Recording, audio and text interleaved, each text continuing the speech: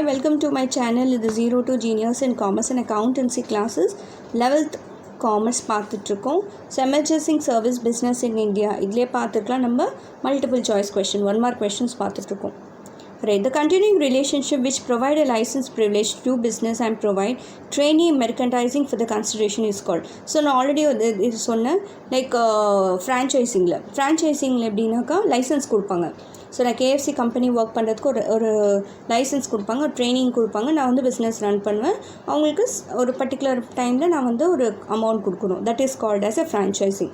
So இதோட answer வந்து ஏ, franchising. Right, next. A condition where a factor agrees to provide complete set of workers like financing, debt collection, consultancy is called. So இது வந்து factoring chapter, factoring concept. இவங்க என்ன சொல்கிறாங்கக்கா, எல்லாமே நாங்கள் பார்த்துக்குறோம், dead கலெக்ஷனில் எல்லாமே நாங்கள் பார்த்துக்குறோம் அப்படின்னு சொல்கிறது என்னென்னா full service. That is answer C. Right, buying and selling of goods through electronic network. நம்மளுக்கு தெரியும், buying and selling of goods through electronic என்ன சொல்லுவாங்க, it is e-commerce. Next, the organization carry out activities to more goods from producer to consumer. So ஒரு producer கிட்டேருந்து ஒரு கன்சியூமருக்கு reach ஆகிற ஒரு product, ஒரு ஃபெசிலிட்டிஸ் எது சொல்லணும்னாக்க it is nothing but what, transport. A. Next, the role of government in logistics management is through role of logistics நம்ம பார்த்துருப்போம். Role of government, legislation, governance, transport and distribution. So டெஃபினட்டாக it is nothing but a distribution. So answer வந்து it is D. Sixth one பார்த்தீங்கன்னா, the main benefit of லாஜிஸ்டிக்ஸோட main benefit என்ன? Productivity, cost minimisation, profitability, storage. டெஃபினட்டாக ஒரு main benefit of logistics பார்த்தீங்கன்னா cost கம்மியாக்குறது தான். So it is answer B. What aims for an effective management response over the long run? So long ரனில் எது வந்து எஃபிஷியண்ட்டாக இருக்கிறது? ஸோ லாஜிஸ்டிக்ஸா, சப்ளை செயின் மேனேஜ்மெண்ட்டா, டிமாண்டா, சப்ளையா? ஸோ லாஜிஸ்டிக்ஸ் தான்.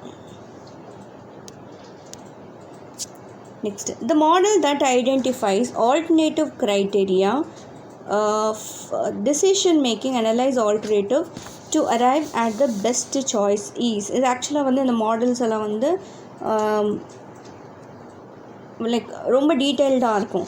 ஸோ இதில் பார்த்தீங்கன்னா the model that identify alternative criteria for decision making, ஒரு best alternative. Suppose for example ஒரு கம்பெனியில் 2 சாய்ஸஸ் இருக்குது. ஐதர் இந்த ப்ராடக்டாச்சும் செலக்ட் பண்ணணும், அந்த ப்ராடக்டாச்சும் செலக்ட் பண்ணணும். ஏ கம்பெனி ஏதாச்சும் செலக்ட் பண்ணணும், பி கம்பெனி ஏதாச்சும் செலக்ட் பண்ணணும்னு சொல்லுவாங்க. அப்போ அந்த மெத்தட் என்ன சொல்லுவாங்க, எனக்கு ரூட்டிங் மெத்தடா, ஷெட்யூல் மெத்தடா, இன்வென்ட்ரி மெத்தடா, ஆல்டர்னேட்டிவ் மெத்தடா? It is nothing but scheduling model.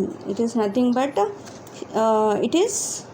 Scheduling model. So answer வந்து பி. ஆன்சர் வந்து B.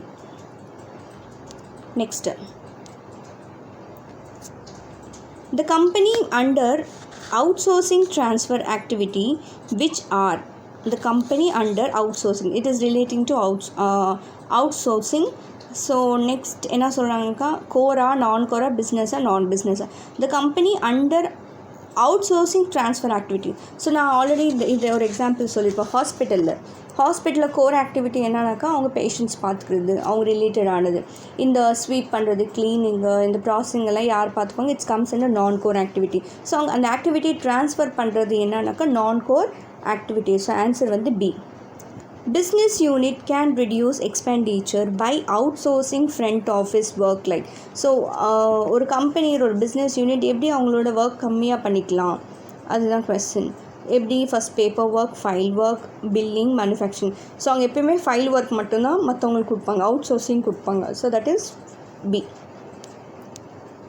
Next, the main benefit of outsourcing is, so main benefit என்னது? productivity, cost reduction, skill and unit. So டெஃபினட்டாக cost reduction தான். ஏன்னா நான் ஒரு bank ஆஃபீஸராக இருக்கேன், கிரெடிட் கார்டு நிறையா நான் வந்து கொடுத்துருக்கேன். ஸோ நான் என்ன பண்ணேன், நான் ஃபோன் பண்ணி எல்லாம் கேட்க மாட்டேன், நான் தேர்ட் பர்சன் அப்பாயிண்ட் பண்ணேன். That is called out sourcing.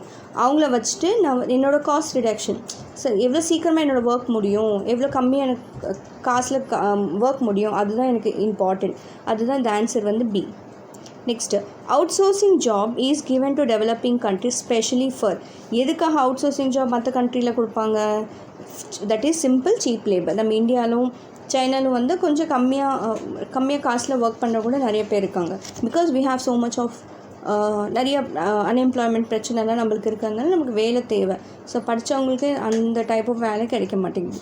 So cheap labours. Outsourcing is carried out for the benefit of. Outsourcing எதுக்கு benefit? Global village transport factory time and money. டெஃபினட்டாக டைமும் save பண்ணும், மணியும் save பண்ணும். அதுக்காக out sourcing வந்து ரொம்ப ரொம்ப யூஸ்ஃபுல்லாக இருக்குது எல்லா கம்பெனிஸ்க்கும். ரைட், அவ்வளோதான். ஸோ இதோட இந்த சாப்டர் முடிஞ்சிச்சு. ஸோ இந்த வீடியோ உங்களுக்கு பிடிச்சிருச்சுன்னா லைக் பண்ணுங்கள், ஷேர் பண்ணுங்கள், சப்ஸ்கிரைப் பண்ணுங்கள், மற்றவங்களுக்கும் ஷேர் பண்ணுங்கள். Thank you all.